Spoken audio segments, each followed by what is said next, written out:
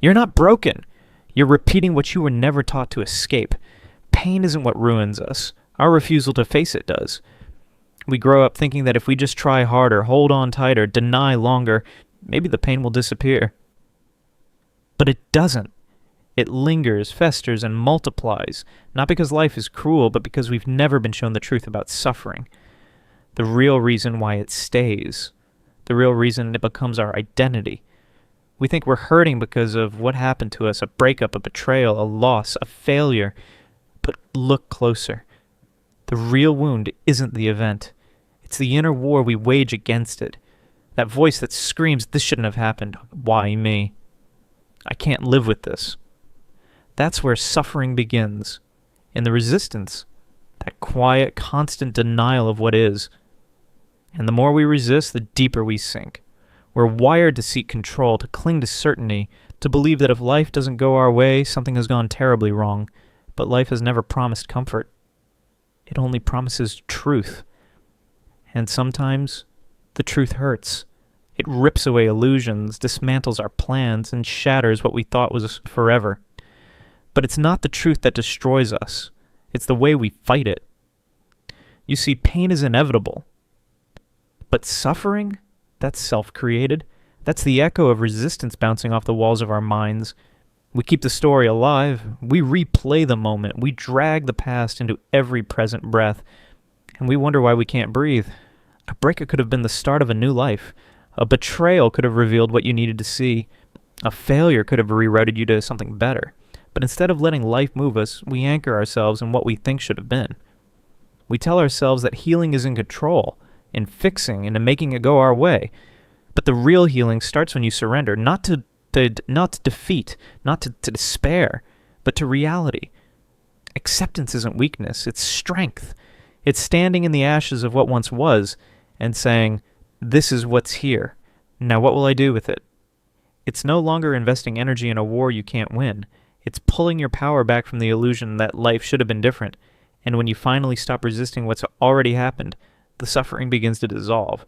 Not instantly, not all at once, but gradually, like fog lifting after a long night.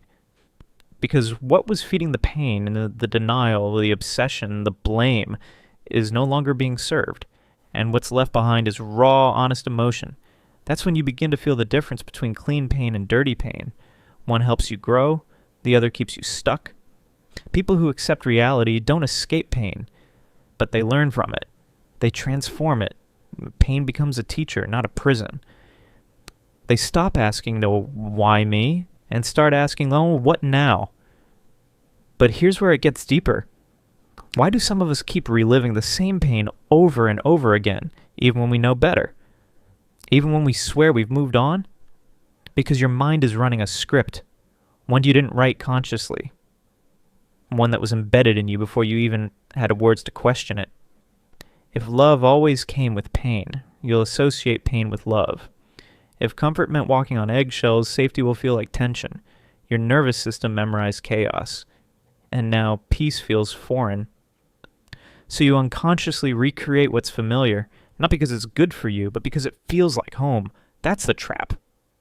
That's why your suffering feels like fate. But it's not fate. It's programming.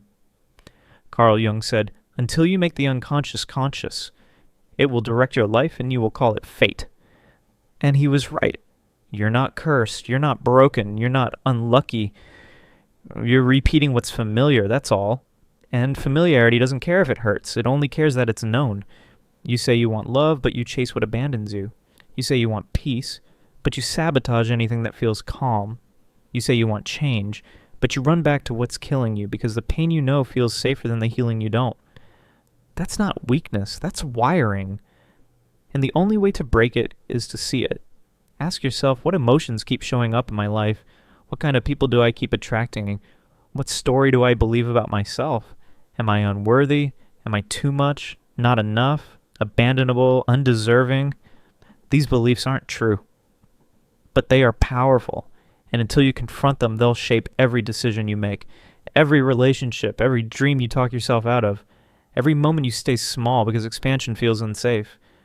Suffering doesn't stop when life gets easier. It stops when you stop feeding it with unconscious behavior. when you stop blaming life and start questioning the blueprint you've been living out. You will still feel pain. That's part of life, but you'll no longer be enslaved by it. You'll stop seeing yourself as a victim of your past and start showing up as the author of your future.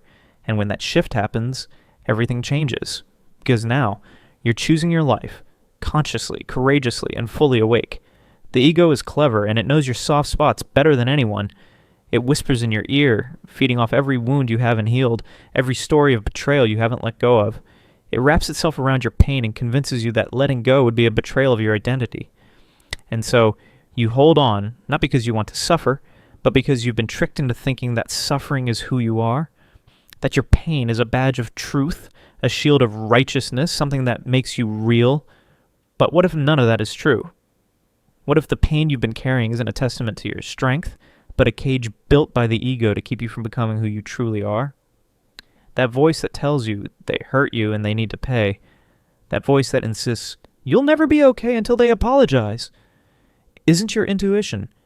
It's your ego, desperate to keep the drama alive because without it, it has nothing left to feed on. You start to see how it works. The endless loops of memory, the reruns of past betrayals, the rehearsed speeches in your mind you never say out loud but feel over and over. All of it, fuel for the ego. It convinces you that thinking about it nonstop gives you control, but what it really gives you is more of the same. Sleepless nights, silent resentment, a quiet ache you've grown used to but never really wanted. And the scariest part? You begin to think your pain is your personality. That being the one who's always let down, always hurt, is just your fate. You wear it like a second skin and forget there was ever a version of you untouched by it. This is how the ego wins. Not through rage, not through chaos, but through quiet agreement, through repetition, through the stories you tell yourself again and again until they become your truth. It tells you that the problem is always out there. Your ex, your childhood, your job, the world. And as long as the problem stays out there, the solution stays out there too. You keep waiting for justice, for closure, for someone to make it right. But no one's coming. And deep down, a part of you knows that. That's why it hurts so much, because the waiting never ends and the healing never begins. You think you're protecting yourself with blame. But what you're really doing is surrendering your power, giving away your freedom in exchange for a familiar cage. It's easier in some twisted way to be the victim. Because if it's all someone else's fault, you never have to change. You never have to risk stepping into the unknown. You just stay stuck, hurting, righteous. But that righteousness doesn't heal. It isolates. It repeats. And the ego? It claps quietly from the shadows, proud of how well its plan is working. The moment things start to shift is when you stop believing that voice in your head. When you hear it say, "You've always been this way," and you pause. You don't react, you just watch. And in that pause, something cracks. A space opens. The story loosens its grip. You realize that this voice, this narrative, it's not you. It's just a pattern, a habit of thought, a looping program that you've been playing for years, but one that you don't have to keep playing. And when you stop identifying with it, even for a moment, its power begins to fade. You stop feeding it. You stop repeating the old stories just to feel something. You stop acting from that place of wounded pride and start responding from a place of awareness. You see the ego trying to pull you back into the old dance, react, lash out, feel sorry for yourself, and you choose not to follow. Not because you're passive, but because you're done letting your pain define your worth. Healing doesn't mean pretending the pain never happened. It means seeing it clearly, holding it with both hands, and deciding not to let it run your life anymore. You stop telling the story just to feel justified. You start asking, does this empower me, or does it keep me small? And then comes the real turning point, the moment you stop running from the pain altogether. You sit with it. You let it move through you, not because you enjoy it, but because you know that what you resist will persist, that every time you push it away, it only buries itself deeper. In your chest, in your habits, in your relationships. You stop avoiding. You stop numbing. You feel the sadness, the rage, the grief. You let it in. You let it speak. You don't act on it. You just witness. And the strangest thing happens. The pain softens. It doesn't go away immediately, but it shifts. Because it's no longer being rejected. It's being seen. And in that seeing, it begins to dissolve. You realize you were never broken, just buried. Under stories, under shame, under a mountain of emotions you were never taught how to face. And now, here you are, facing them, one breath at a time. You start to remember who you were before the ego took the wheel, before you believed that your worth came from how much you'd been hurt or how strong your walls were. You remember the softness in you, the clarity, the freedom, and that freedom doesn't come from changing your past. It comes from changing your relationship to it. You no longer carry it like a wound. You carry it like wisdom. The storm didn't break you, it woke you up. This is how transformation begins. Not with force, not with revenge, but with surrender, with the radical act of meeting yourself where you are, without judgment, without denial, with truth. And the truth is, you're not your suffering. You never were. You are the one who sees it, the one who survived it, the one who is finally ready to heal. First, just breathe. Don't rush to label what you're feeling. Don't try to analyze it or fix it or even understand it. Let go of the urge to ask why this is happening or when it will go away. Just feel. Feel without resistance, without judgment. Let the emotion pass through you like a wave. Not something to fight, but something to witness. It's not wrong. It's not right. It's just here. And it's asking for your presence.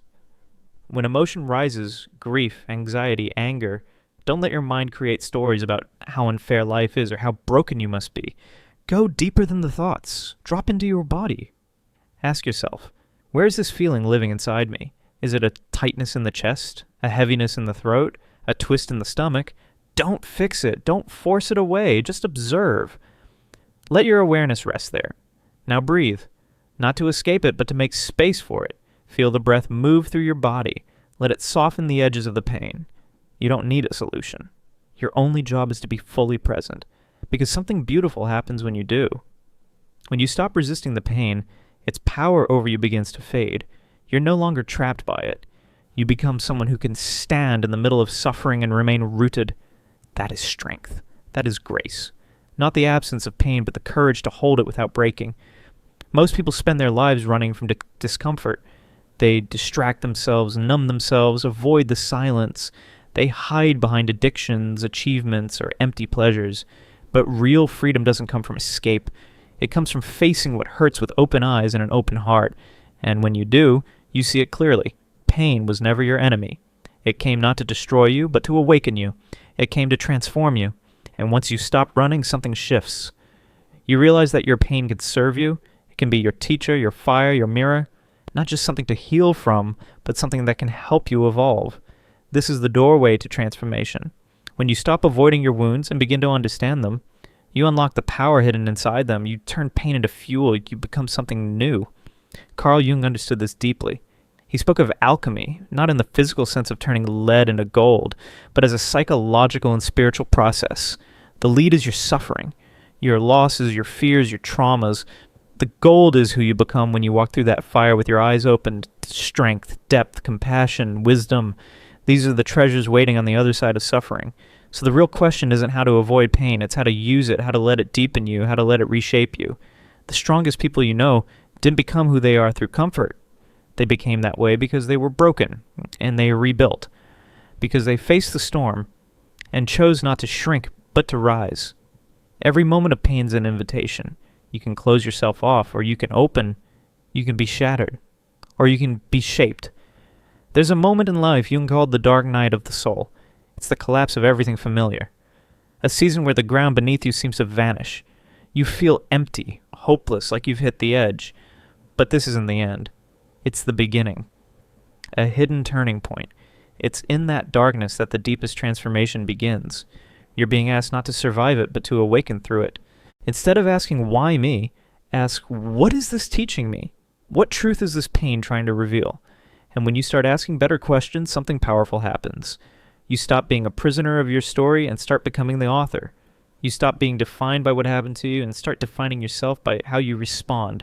Because with every heartbreak, every betrayal, every loss, something old within you dies.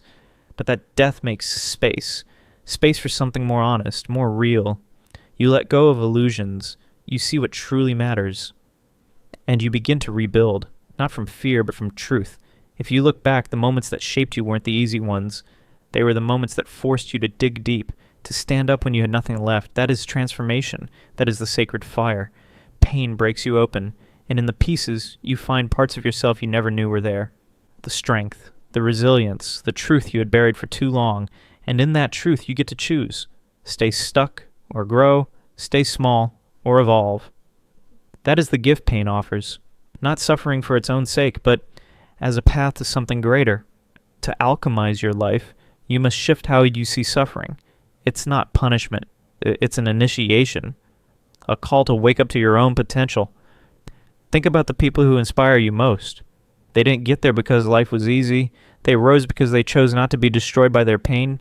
They chose to turn it into something beautiful. And so can you.